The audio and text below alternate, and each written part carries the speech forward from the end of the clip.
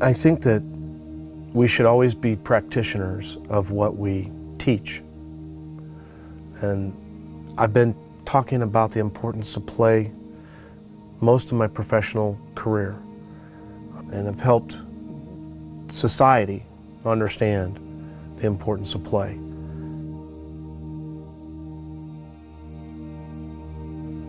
My first decade and a half, just focusing on creating compliancy, creating products that met safety standards. So we created the International Play Equipment Manufacturers Association. Actually, at the time, I think it was just the Playground Equipment Manufacturers Association. The International followed later. And we created third-party validation and testing programs. That was a huge, huge first part of my career.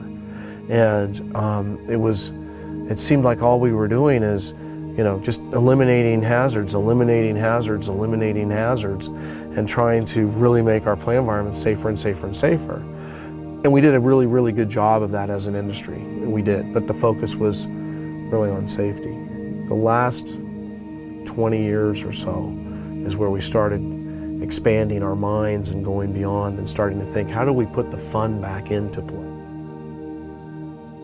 How do we develop something that a child can take a risk and learn from? So they develop that skill, and they develop emotionally the confidence that they can do things and still do it in a way that meets these standards. And that's tricky.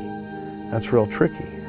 So we're in nature, and we're doing that play in nature because it's so important for you to, as a human being, to be in touch with nature. Right now I lose my kids at 8 or 9, maybe 10, and everything else they're bored. They're going to screen time, they're social, there's this whole new world that I'm competing, right? As a designer, how do we do something where we take all that wonderful stuff that they love in their screen time and start putting that into something that they're doing outdoors? Sometimes people will say, what's the opposite of play? Okay, well, we might say work, right? Maybe, if we're thinking occupationally, work. Emotionally, what's the opposite of play? Depression. What's one of the biggest things plaguing our society today? Depressed people. Play is a solution, and you don't need a drug for it.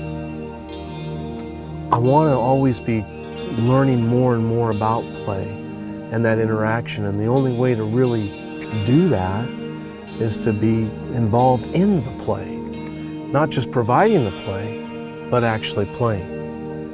While you're in a state of free play, you're not stressed out. So when you're stressed out, what do you need to do?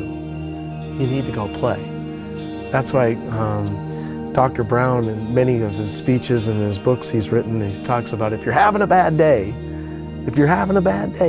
and you're stuck on something, just stop doing what you're doing, go do some fun, and let it naturally get flushed out of your system, and the answer will come to you.